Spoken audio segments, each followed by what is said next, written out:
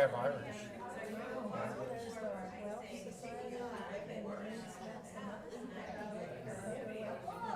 should. Okay. Besides Phil and Thomas. All right, thank you. Beautiful piano, isn't it? Is this a baby grand? Yeah, it looks like it. It's beautiful. I play the accordion. So, and I thought maybe sometime I would offer some music to the congregation. We'll see. You have? It's a beautiful instrument. It's very underrated.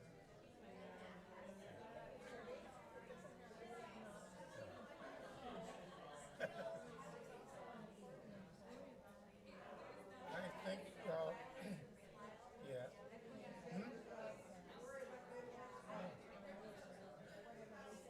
Yes. Thank you. Oh, okay. I'll talk to you later.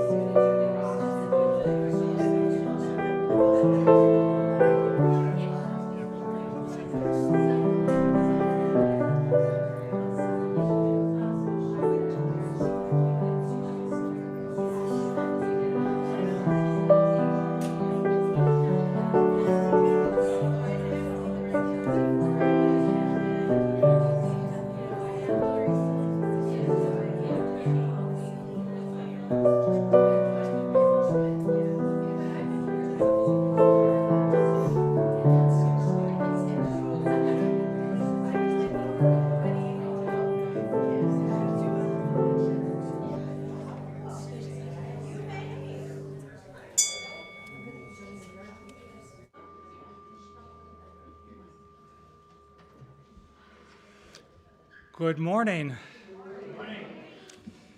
Good morning to all of you joining us here in the chapel and on YouTube.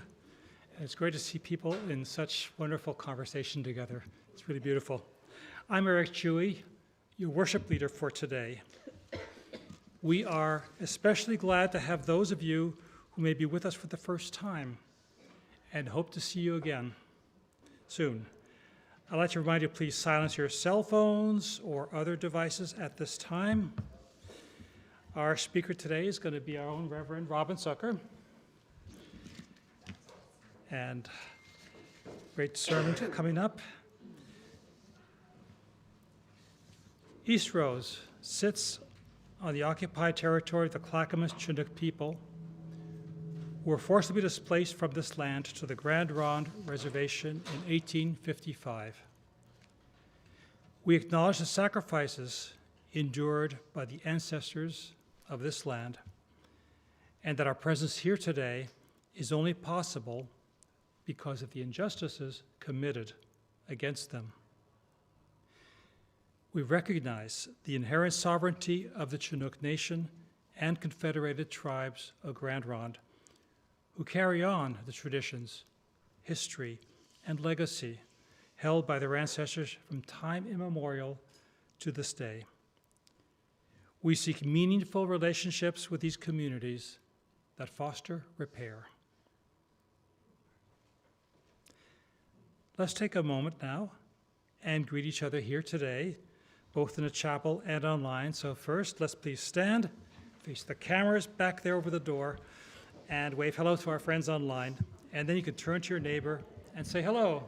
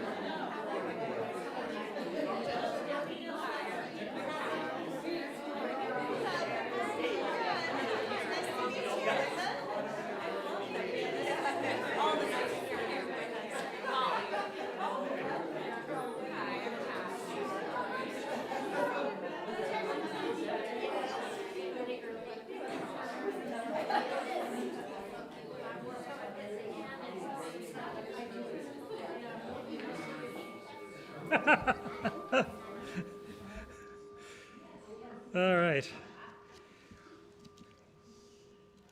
We can continue afterwards. I think there'll be coffee, and we can enjoy then.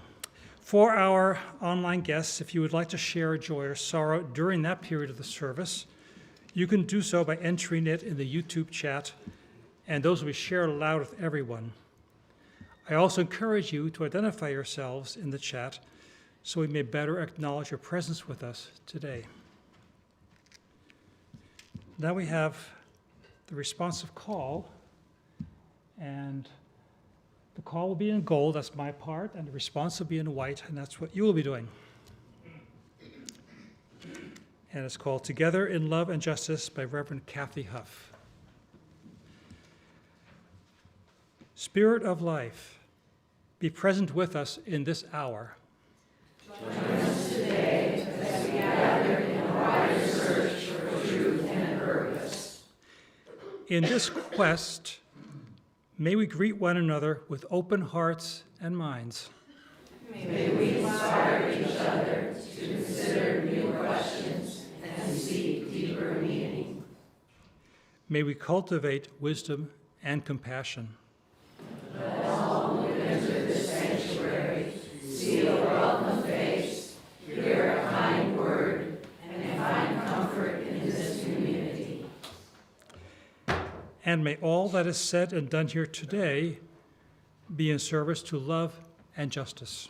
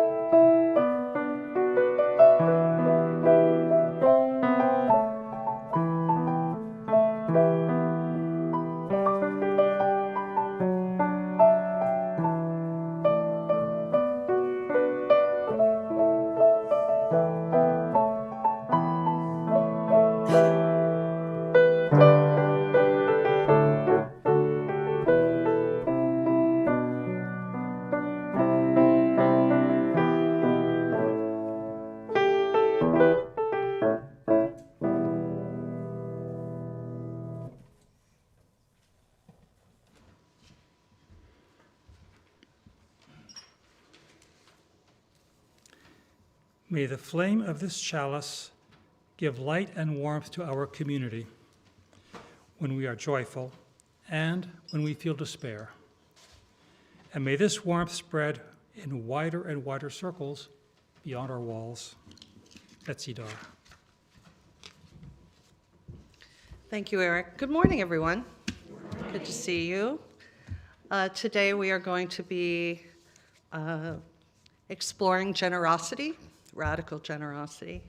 We won't have spirited conversations today because we really like you all to have the opportunity to participate in the social justice activities that will be happening today.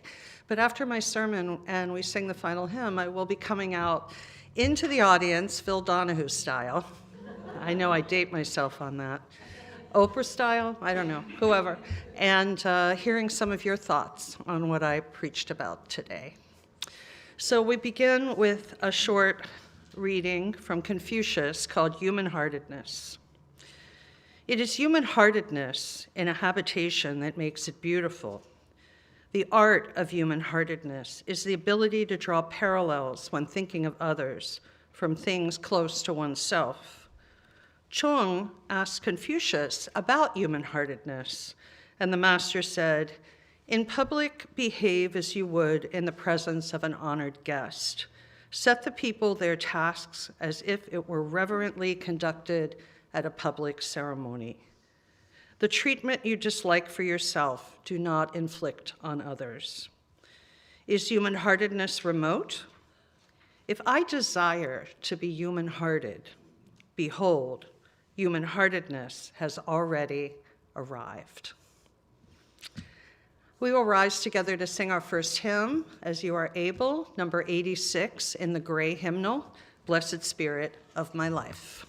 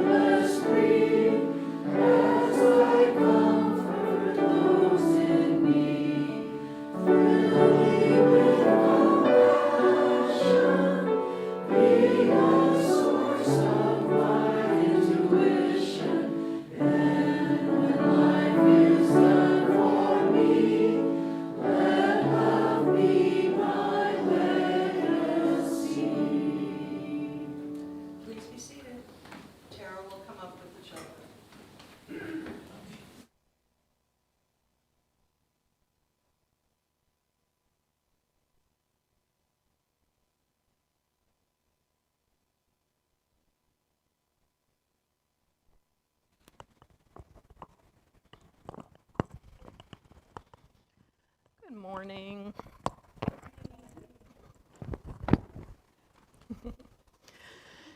Today we're talking about generosity. Sometimes we think generosity means giving things away, money, food, gifts, and sometimes it does. But sometimes the most generous thing we can give someone is our time, our attention, and our friendship. In this story, Amos McGee shares those things with his friends at the zoo. And when he needs help, they remember. Today's story is A Sick Day for Amos McGee, written by Philip C. Stead and illustrated by Aaron E. Stead. Amos McGee was an early riser.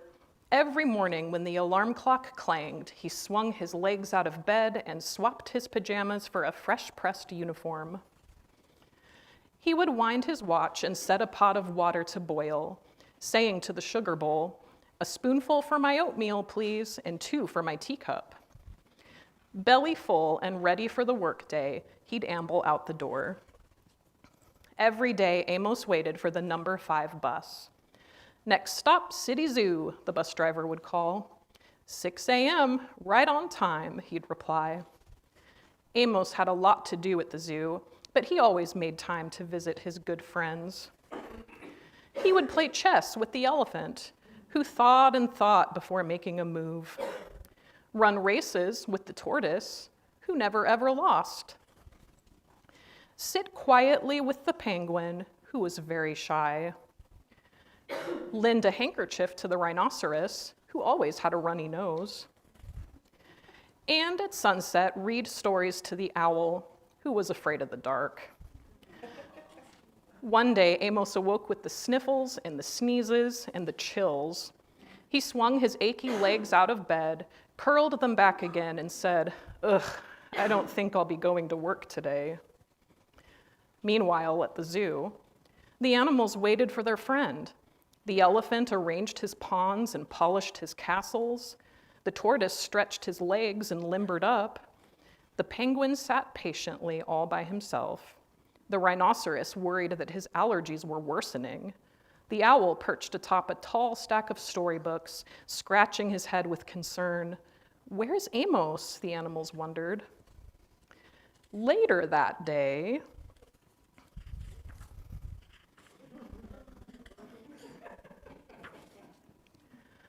hooray, my good friends are here.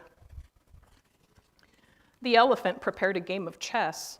Amos thought and thought before making a move. I'm too tired to run races today, said Amos to the tortoise. Let's play hide and seek instead. The tortoise hid inside his shell. Amos hid beneath the covers. Amos yawned. I could use a nap. The penguin sat quietly, keeping Amos's feet warm. Achoo! Amos awoke with a sneeze. The rhinoceros was ready with a handkerchief. I'm beginning to feel much better, thank you, said Amos to his friends. He swung his legs out of bed. Perhaps we'll share a pot of tea. Amos wound his alarm clock. It's getting late, he said. After all, we have a morning bus to catch. So Amos said goodnight to the elephant, and goodnight to the tortoise, and goodnight to the penguin, and goodnight to the rhinoceros, and goodnight to the owl, who, knowing that Amos was afraid of the dark, read a story aloud before turning out the light. The end. Yeah, absolutely. Amos didn't try to change his friends. He simply showed up for them in the way they need. And when he needs care, they show up for him in exactly the same way. May we do the same for each other. So now we say goodbye to Reverend Robin and the adults and head back to RE. So if the adults along the center aisle will form a bridge, we'll sing the children out.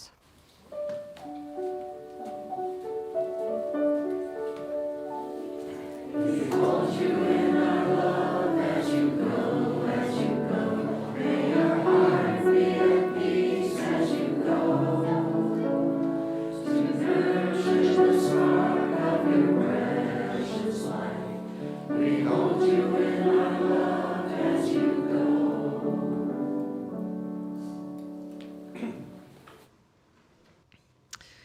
If you're new, this is the time in our service when we enter into some quiet time together, and if you're not, you know what we're going to do next. I invite you to close your eyes and uncross your hands and uncross your legs and put your feet on the floor and drop your shoulders and take a big inhale in and a big exhale out. Soften your forehead and your face, your jaw. Check those shoulders again, drop them. Release the tension in your arms. Keep breathing. And then begin some intentional rhythmic breathing. 4 beats in through your nose, slowly. 5 or 6 beats out through your mouth, slowly, in a steady rhythm that's comfortable for you. Creating spaciousness from the crown of your head down to the soles of your feet that are rooted to the earth. And create as much spaciousness and relaxation as you can in your mind, your body, your heart, and your spirit. Just breathe.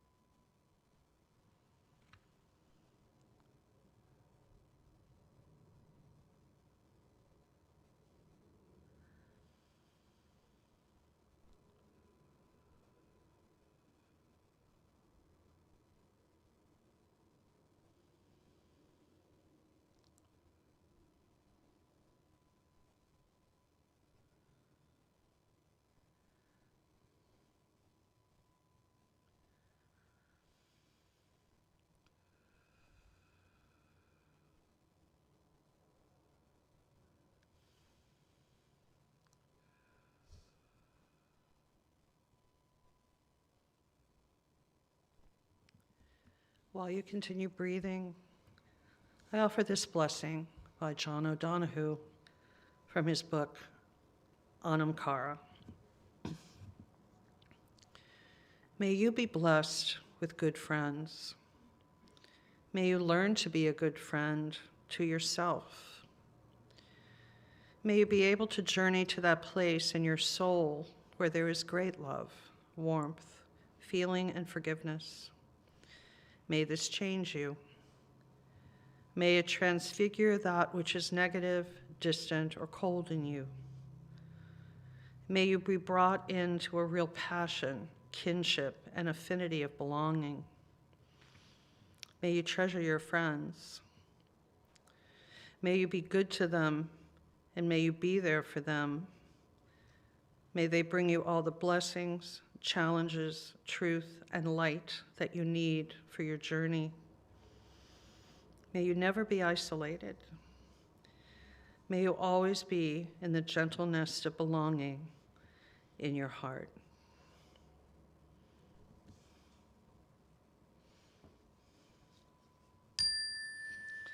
Now gently come out of your breathing, maybe one more short round, and then a big releasing exhale. Yes. You take your breath everywhere you go. You can do this exercise at any time that you need to touch base with yourself and relax or come into the present moment. We're going to sing number 402 in the Gray Hymnals, our spirit song, and we're going to remain seated, and we're going to sing it 3 times. From you I receive.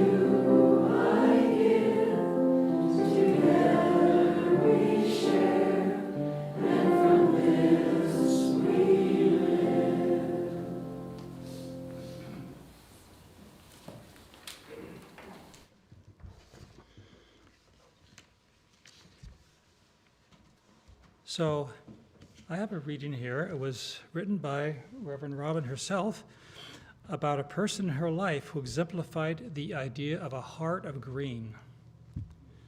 It's called Fiddles, Faith, and Big Aura. She writes, before moving west to Concord, Massachusetts in 1992, our family lived in St. Mark's Parish, a lace-curtain Irish enclave in the urban Boston neighborhood called Dorchester. During our 7 years there, we lived side by side with many decent and loving people, and we ate some fine hot cross buns too. Andy O'Hurley is one such person. A first-generation Irish-American, he works as a stockbroker by day, but fiddling is his real passion, a bracing pubhouse brew for his soul. When Andy fiddles at the many Celtic festivals, pubs, and fiddling contests he frequents, it's as if an enchanted breeze has blown off the Emerald Isle and lapped up against the corners of his mouth, resulting in a most beguiling grin, pure joy. We ran into Andy at the Bolton Fair fiddling contest one crisp autumn day in the mid-1990s. His then 10-year-old daughter, Elizabeth, was about to participate in her first competition, and a small problem had cropped up. Somehow, Despite his years of experience, Andy had neglected to help Elizabeth prepare a reel for the 3-part contest. She had the jig and the waltz down pat, so in the parking lot, they had hastily prepared an easy reel selection, and Elizabeth was prepared to shoulder on. One of the rules of these contests is that the fiddler can't be accompanied by another fiddler, only a pianist or another instrumentalist. So Andy stood serenely on the sidelines as Elizabeth mounted the makeshift stage. Elizabeth began bravely and with enormous audience support, but then she faltered and lost her tempo and tried to regroup and then faltered again. It was painful to watch. And then the tears came flooding from her mournful, morning glory blue eyes as she looked over, crestfallen, at her father. Andy knew just what to do. He calmly joined Elizabeth on the stage, spoke to her softly, and without a shred of disapproval, dried her eyes and asked the judges if she could please start over. The pianist folded his hands, and Elizabeth began the reel anew, this time with Andy standing just within her peripheral vision, his bow just barely grazing the strings of his own fiddle. He kept the tempo with his foot as he held his daughter tenderly in his great green heart of green. This was a deeply moving moment, an epiphany worthy of any James Joyce novel. Nary a soul complained that the rules had been transgressed. Nary an eye was dry. Andy's reaction to Elizabeth's anguish was not about winning or even about competing. It was about enduring, and how generosity of spirit and a heart lush with love can carry the day. Elizabeth won 3rd prize, by the way. As this poignant memory arises just shy of St. Patrick's Day, I'd wish you the luck of the Irish, but as we all know, you can't get very far in luck. Instead, I wish you the good fortune of knowing gentlefolk like Andy, with his fiddle, faith, and begorra, simply grand and top of the morning glorious.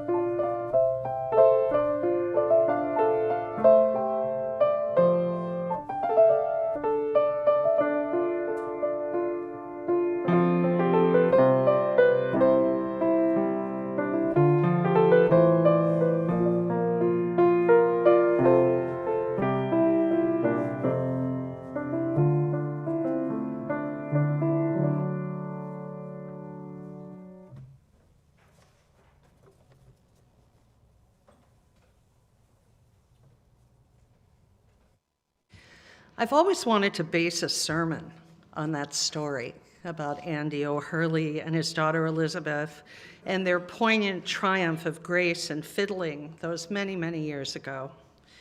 In my view, Andy's actions, more of what was really like a heartfelt reflex, exemplify a natural and graceful expression of love and generosity of spirit. He has a heart of green. But it was not just Andy's choices, but those made also by the judges and the spectators. Witnessing this sacred tableau is a beautiful and inspiring memory still, and always will be. This encounter was many years ago, and I'm wondering now if we have become hardened and cynical about Andy's brand of generosity. If Andy was to bend the rules today, as he did all those years ago, would he be doxxed, be harassed and hounded on social media? I can see the meme now. Stockbroker's daughter cheats at Bolton Fair fiddling contest. But I hope he would still be viewed as a role model for grace and for parenting with his lovely heart of green. And I believe Confucius would see in him the human-heartedness he speaks of in the piece I read earlier. The art of human-heartedness is the ability to draw parallels when thinking of others from things close to oneself. Is human-heartedness remote? If I desire to be human-hearted, behold, human-heartedness has already arrived.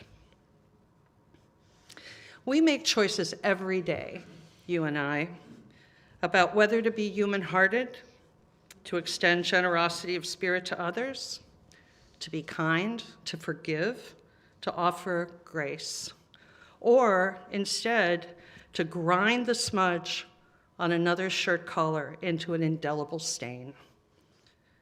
Early in my ministry here, I don't expect you to remember, maybe you do, I preached on character. And I included this poem called "It's Hard to Keep a Clean Shirt Clean." I'd say the same metaphor applies to generosity of spirit. Sometimes it's hard to keep that flame from going out. But the poem ends this way. It's clean, a clean white shirt. Nobody wanted to spoil or soil that shirt. Much cleaner now, but also not the same as the first. Before that shirt got hit, got hurt, not perfect anymore, just beautiful, a clean white shirt. It's hard to keep a clean shirt clean. Is it hard to keep your clean shirt clean? You are human after all. Are you different in that regard than you've been in the past? I ask because I've been pondering whether we have become a stingy-hearted society, a place where generosity of spirit is seen as the province of weak people and losers, a place where it is indeed hard to keep a clean shirt clean, even when you perceive yourself as basically a good person. I'm a good person, I'm a loving person, and yet it's still hard to keep a clean shirt clean. The author Lucy Bloom, who was once the CEO of a prominent charity, wonders in her memoir why some people give with nothing expected in return, even when they don't have much themselves, while others wield control and demand kudos for their generosity. She reminds us that evolution depended on cooperation and generosity between early humans. The fitter helped the slower ones. The hunters and gatherers worked in tandem to ensure survival of the tribe. Those who didn't participate in sharing or self-sacrifice for the herd, they were removed by natural selection or they were shunned. She quips, pardon my French, I wish stingy bastards in the 21st century were the same, removed by natural selection. Science is fond of telling us that we are each a product of nature and nurture. The brain rewards us with a shot of feel-good dopamine when we are generous. You feel it, right? It's biology. Humans employ both empathy and logic when they're deciding whether to be generous. If the giver sees they can make a difference to the receiver without peril, we have a winner in the logical generosity department. Yet it's the nurture side that cultivates generosity of spirit and of tangible means in our everyday life. If we are nurtured well, or if at some point we learn to nurture ourselves well, if we weren't, we learn to be kind and empathic. And when we act out these attributes, our brains reward us, and our relationships in the world are based on love. We embody a heart of green. Typically, we are admired, and we want to repeat this cycle. In his piece called On Giving, the mystic poet Khalil Gibran echoes this point, writing, "There are those that give with joy, and that joy is their reward. And there are those who give with pain, and pain is their baptism." Do you give in pain or in joy? Maybe both. Gibran is part of a pantheon of sages who have written about spirituality, the spirituality that is inherent in generosity. We even have it in our principles. In the front of our hymnal, the first three: the inherent worth and dignity of every person, justice, equity, and compassion in human relations, and acceptance of one another, and encouragement to spiritual growth in our congregations. Right there in our own principles. And this wisdom is embedded especially in the Zen Buddhist perspective. I found quite a bit in my research from that perspective.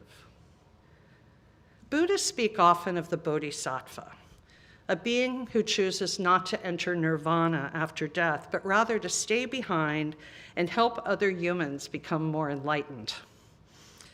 I once had a little bodhisattva statue that got broken, and I glued it back together, and I figured the bodhisattva wouldn't mind since she's here to help us be better.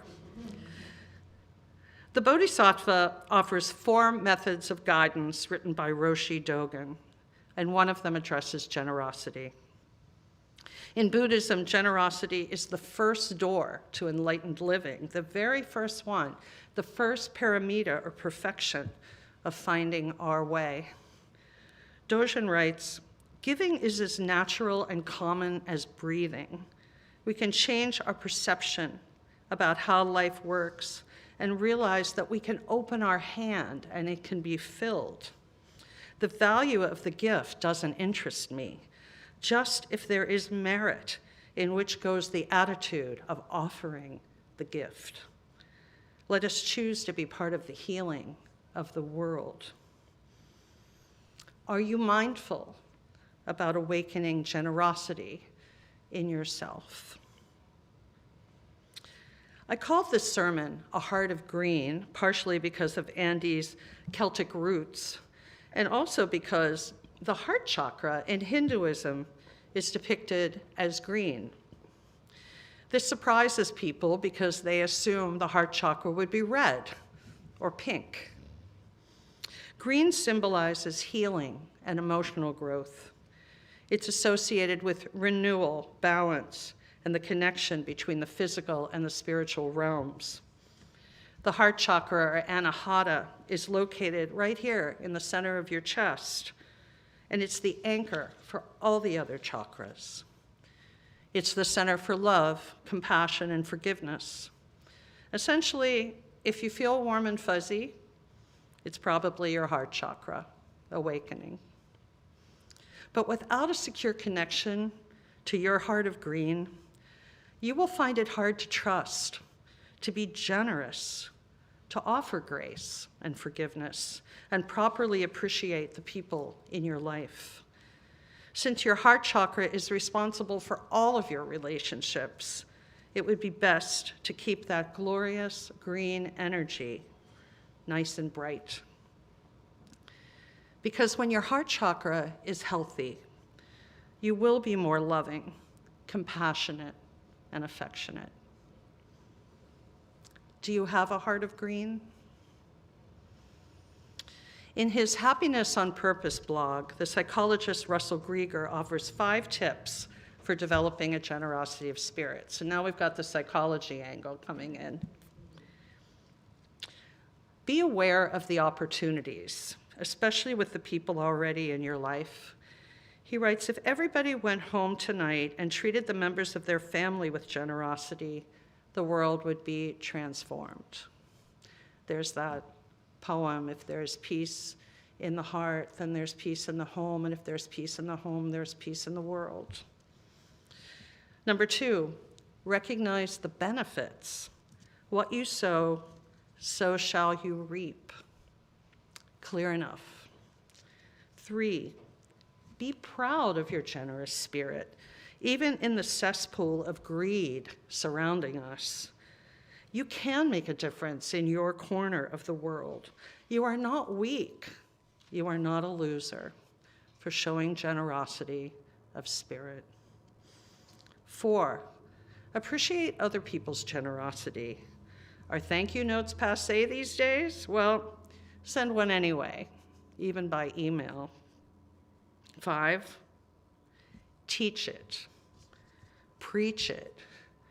When we teach someone something to others, we tend to learn it more deeply ourselves. I know that's very true for me in the sermons I write. So teach generosity, especially to children.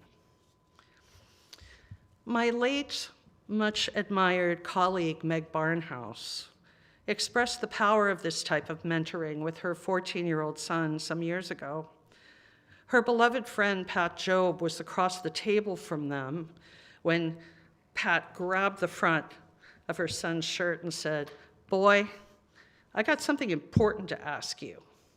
Have you got a heart of compassion?" Meg recalls that her son wasn't sure he had heard her right. "Excuse me? A heart of compassion, boy, you heard me. Do you have a heart of compassion?" I think so," he replied. Pat went on, "It's the most important thing, boy. More than hot cars and fast women, more than money and schooling, to have a heart of compassion." And years later, when Meg took her son to college, she pulled out a photo of him with Pat from one of their visits and asked, "Do you remember?" "Heart of compassion," my son said without hesitation. And that picture went up on the bulletin board, and Meg surmised, that boy is going to be okay. Blessed be, blessed we, and amen. Our final hymn is number 346 in the gray hymnal, "Come, Sing a Song with Me." Please rise as you are able.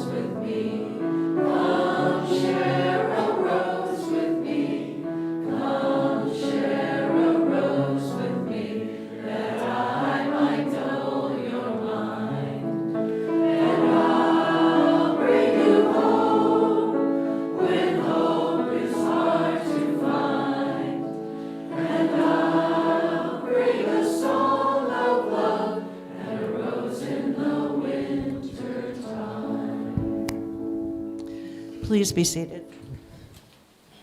So, I'd love to hear some of your thoughts, having heard this sermon about generosity of spirit and the story of Andy, and what comes to mind for you? How have others shown you generosity of spirit, and how have you shown it? Celeste, remember to hold the microphone up to your mouth. Got you. Okay, so I'm gonna nerd out on chakras for a minute. So heart chakra is green, interesting. Your solar plexus is yellow. Your throat chakra is blue. So yellow and blue make green, and the heart is known as the bridge between the upper energies and the more physical energies. So it's a space of alchemy. And in my experience, gratitude is what breaks me out of despair. So a generous heart is healing. Yes, thanks, Celeste. Who else would like to share? There are no right and wrong answers. It's just a conversation. Since we're not doing spirited conversations, kind of in that energy and that spirit. Yeah. Yes, I'm Jessica.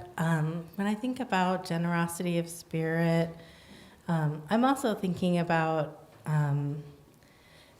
the flow of the giving and the receiving. And you mentioned there's dopamine that happens when we are generous, and that's a biological hormone that makes us feel good. And sometimes I wonder about what am I hoping for when I'm being generous, and is it coming from a human-hearted place?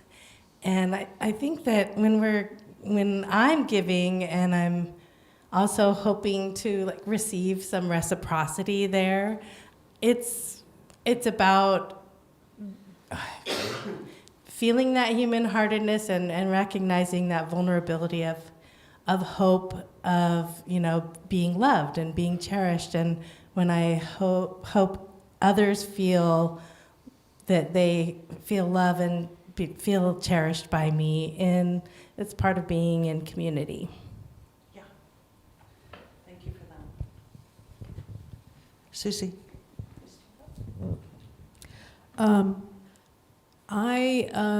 I think back, I am lucky to have been given the experience and viewpoint of generosity from my grandmother, my mom's mother. She was a widow with 6 kids in the Depression, and yet she helped lots of her children's friends live with them when they needed to. They were either kicked out or whatever the situation was. And she just had a very generous heart, which she then passed on to my mother. And my mother used to say when people were begging for food, that you always give them food, but you never give them money. Feed them so they can get the strength to do what they need to do. And she passed that on to me, a generosity of heart. And we had years and years of roommates of people that needed places to live. And we opened up our house. And I learned that from my mom. And we passed that generosity to our children. And they both have a generosity of heart.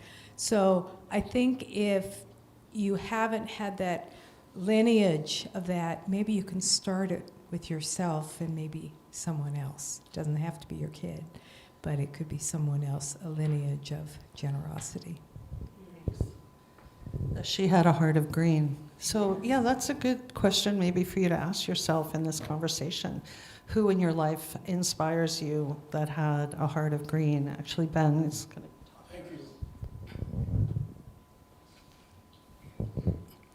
Yeah, good morning. I was raised in a kind of a toxic environment, but my grandparents were independent, loving, very grateful people. And I always remembered them in my heart. And I spent my life trying to become more like them. And that tells me that every time somebody smiles or gives a helping hand or gives food, every time that happens, somebody's internal light is coming on, and every time. And so all I can say is I feel gratitude for my grandparents standing up and just being who they are, as loving people, as giving people. And it took a lot of courage. I'm realizing in life now how much courage that takes, just to be yourself, just to be a good person.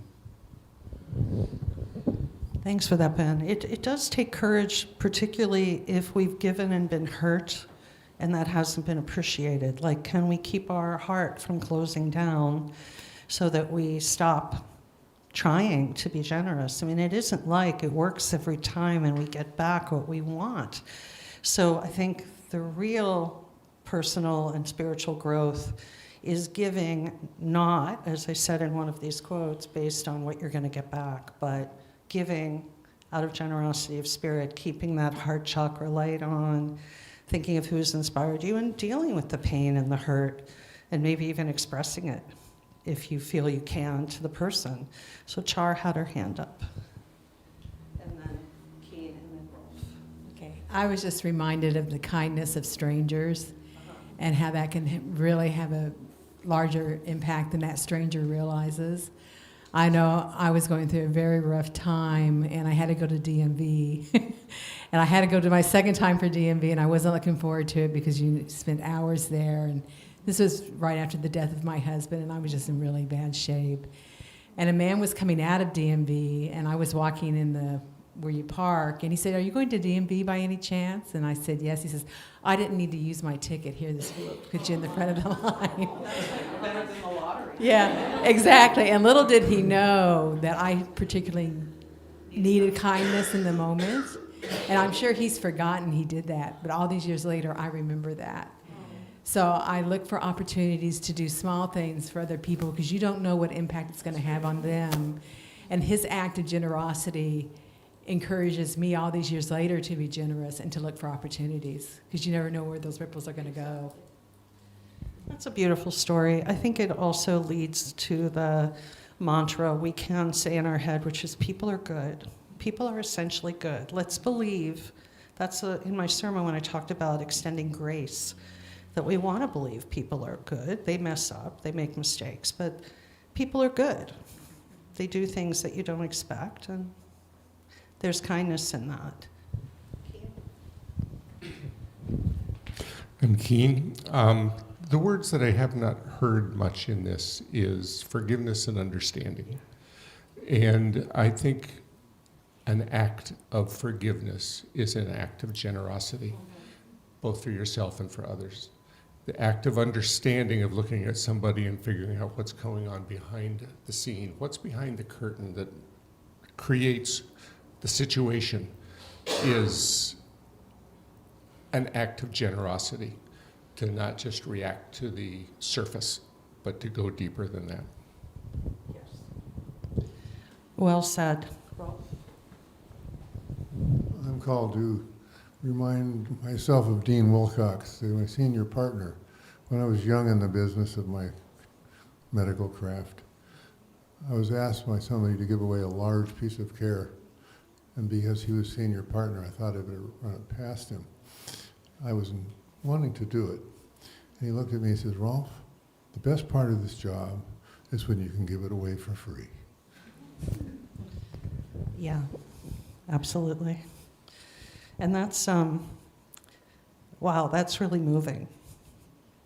Absolutely. So generosity of spirit shouldn't have a price, right? That's the part we should be giving away for free.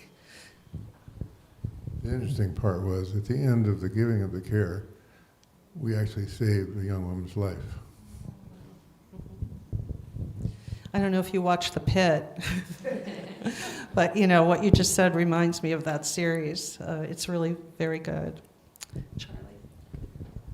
So I really appreciated the part about like the compassionate heart. That really resonates for me in a lot of ways. I am non-binary and I changed my name a couple years ago, and I had to choose a new middle name. And I chose Rahem, which is a Hebrew word meaning to be compassionate, because I really like to lead my life with that as a main value. And I think also in teaching or offering compassion to others, it really does allow us to have that compassion towards ourselves and to have that generosity of spirit that we can also draw on when we're struggling with our own things in our life as well. Absolutely. Yes, that's true. I talked about that in the sermon, the sort of circular gift of giving, receiving, self-love. I mean, we do have to have generosity of spirit towards ourselves to start that cycle, right? Yeah, Kathy. So, Hold it up to your mouth, please. I am okay. I am really okay. And the more I feel that I'm okay, and the more that I reach into my gratitude basket and look at all the things I'm grateful for, which happens on a daily basis, the easier it is to just be kind but joyful to other people. And I feel like one of my post-retirement hobbies is making other people smile. And I get so much from that. Thank you, Robin. Thank you, Kathy. Anyone behind me here? Patty. Yes. When I was in college, I had a roommate who, do you all remember the pass it forward thing? If somebody, pass it forward? But this woman took it to a great step. She liked to pay it forward. Yes, pay it forward. She liked to not only do like a random kindness, but it should be a random kindness that also had a little bit of humor in it. And I thought this was slightly crazy. I had been raised in the family where you were kind in your interactions day to day, but the whole like let's make it a surprise thing like literally never occurred to me. So she did things like remember toll booths that you had to actually pay at the toll booth before the scanner thing. She would pay the toll of the people behind her also. She would bring the chocolate chip cookies to the toll booth driver. She spent a lot of time commuting back and forth to her home on Long Island. So she would do like things like that were so surprising that people would like be taken aback a moment. It was really a wonderful lesson for me because first off, she was very creative about this. And second, just to see like that had such a different impact than the version of kindness I was raised with, which was you always treat people with respect. You listen. You do that kind of kindness. It was so different that it was just a great lesson that there's more than one way to do that. And I've never paid the toll of the person behind me. Well, they are called Toll House cookies, right? So I'm curious, how many of you, John, I see your hands up. How many of you are surprised when someone does a kindness to you? Yeah, well, it's interesting. I hope you all, I invite you to ponder that after the service today. Why does it surprise us when people are kind to us? Does it surprise us so much, or is it like such a hit to the heart that we react to it, we respond to it? It's a beautiful thing. It's poignant. But yeah, it surprises us when people are nice and kind, which is, maybe that's always been the way it has been, even in eras when kindness looked different and our ancestors seemed to have such a different natural way of doing things for other people. Let's try not to be surprised when people are kind. Let's think, yes, people are essentially good. There's an example of a heart of green, of generosity. I can be that. I can do that. John, you have your hand up. And then we'll wrap it up in a minute. Just a few thoughts as I've heard other people. I was raised I was raised in a household where I was taught that people are naturally evil and that anything that isn't transactional or quid pro quo is for suckers. And it took me a long time to get into a mindset of, no, this was a person who was so afraid of the world that they had to assume it was evil in order to live with themselves. And had become so alone that his individualism had metastasized into aloneism, which I'm seeing more and more in the world, and made it not only difficult, but almost unnatural feeling to express generosity. And so, and by the way, Patty, I still do the pay it forward.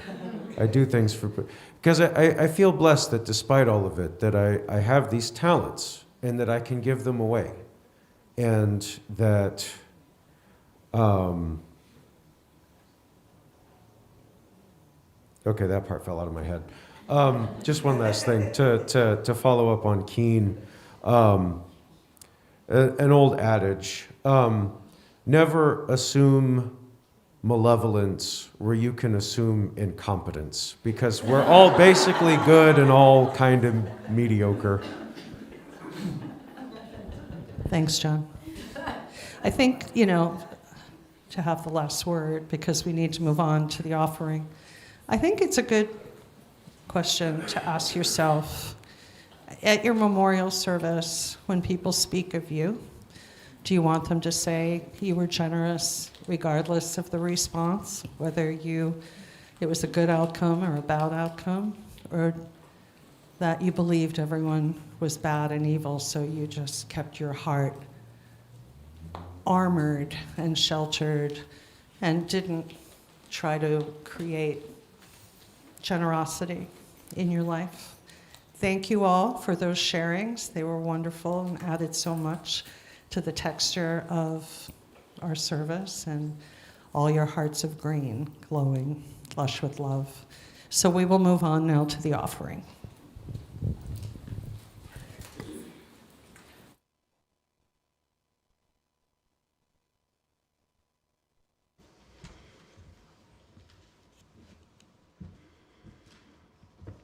So in that spirit, we share half of the cash offering on Sundays with a local organization doing good works in the community. Portland Immigrant Rights Coalition is our Sharing the Bounty partner from March through August. They work to empower immigrants, unite families, and build a just community. PIRC maintains a hotline to report ICE activity, provides referrals to legal aid and social services, trains rapid response Migra watchers, and maintains a daily presence in the Portland Court and ICE building. They give away whistles like this, which you can wear or carry with you, and then they'll train you when to use them. And then if you suspect ICE in the vicinity, you can whistle and let people know.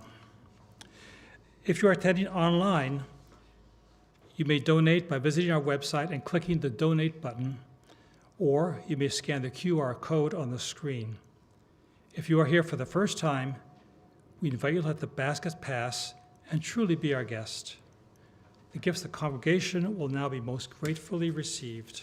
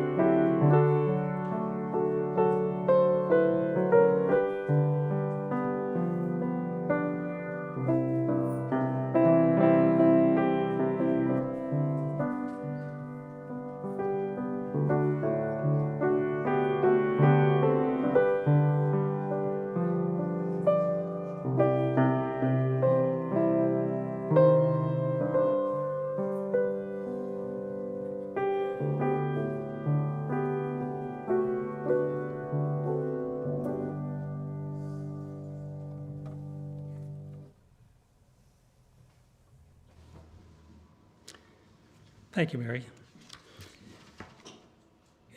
Please remain seated, and we'll sing our song of gratitude, 1010, and the Teal hymnal, We Give Thanks. And the words will be up here on the screen.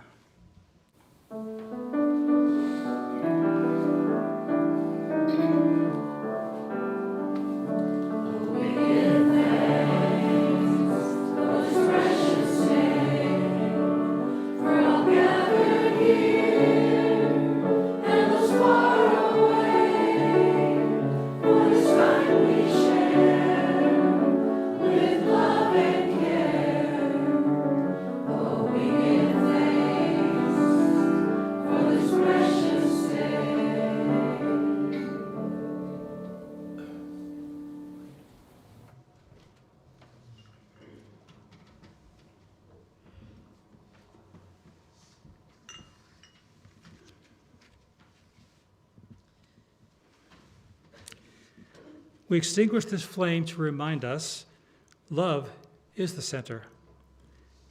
As we explore and rest, engage and heal, love remains the center. When all we can see is cold ashes, love remains. So now we have time for some announcements. And of course, I'd like you to look in the pedals to make sure you don't miss any good announcements. I have a few here that were brought up to me before the service. Karen Wolfgang is planning a spring plant sale. Karen, you here? Outside. Out there she is by the door. You can pre-order. Pre-orders are due March 29th, and pickup will be on April 25th, the plant swap. Fuchsias, marigolds, geraniums, dahlias, zinnias, and more. Proceeds the coffee hour budget, and it'll be in beautiful hanging baskets and 4-inch pots. So talk to her, she's out there. Another one for Karen. Ecumenical Ministries of Oregon, EMO, is hosting the 26th Annual Interfaith Earth Summit on Sunday, May 17th. So this is something to look forward to further out. Look for the link in pedals to join or even host a local hub.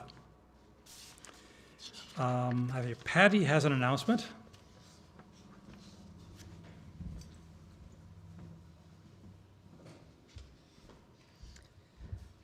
Good morning. I wanted to thank all the folks who participated in the transition team's conversations. Over 40 people participated. Raise your hand if you were there. Yeah, we got a lot of people. Okay, there's a handful of people that I had actually expected to see that I didn't. I will tabulate that all and maybe reach out to do a team meeting with those folks. Team, I'm still at work, Zoom meeting. So, and you will look in the pedals for more results. In the meantime, we're passing the information along to the various subgroups that are active in things like your priorities. Worship services, both things that are challenging was specifically mentioned, things that are growthful. With that, the conversations, music was mentioned. But the big thing that we heard about, besides the services, was community. In particular, younger people, family people, wanting to keep community as a higher priority. So, and RE, of course. So look in the pedals to see more. And thank you again. Of course, that ties in with today's service topic, doesn't it? Keene has something. Work party, Saturday, March 21st, coming right up, right? And the Saturday from 12 to 1, and the weatherman says it'll be dry, and we need to do some spring cleanup. Were you going to say something else? I had another thing, if I remember what it was. I don't have anything here, though. I figured it out on the way up here. Watch your step. Just a quick reminder, plant swap, April 25th. It's a good time to start digging plants, put them in pots, put them in bags, whatever you do, and bring them in, put them in the driveway. People will pick up what they want, and you will take home what you choose. But it's all free. It's, again, it's a give and take without anybody keeping score. So it'll be from 10 until 12 on the 25th of April. And Karen Powell, I think that's something. Yeah. Two Karens announcing. This is a piece of cardboard that will become a placard for the No Kings 3 March. So we're going to be doing that at the back, in the back room this afternoon. We're also doing PIRC bracelets. So come join. Paint. We can make all kinds of messes. And I believe No King's Day is going to be March 28th. Okay. I want to thank those who participated in putting this service together. It's been a great service. Ron.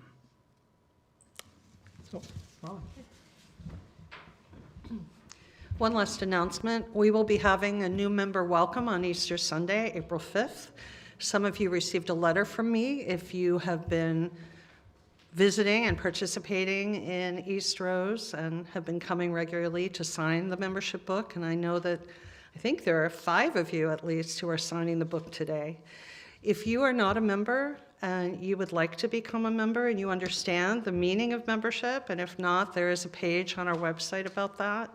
I invite you to sign the book this week, next week, or the following week, and be included in the new member welcome on April 5th. We would love to welcome you into that deeper commitment to Eastrose. So I will be in my office after I grab a cup of coffee, and I'll come back for those who have already told me they want to sign the book, and those who also have decided today that they are committed enough and connected enough to Eastrose that they want to deepen that relationship.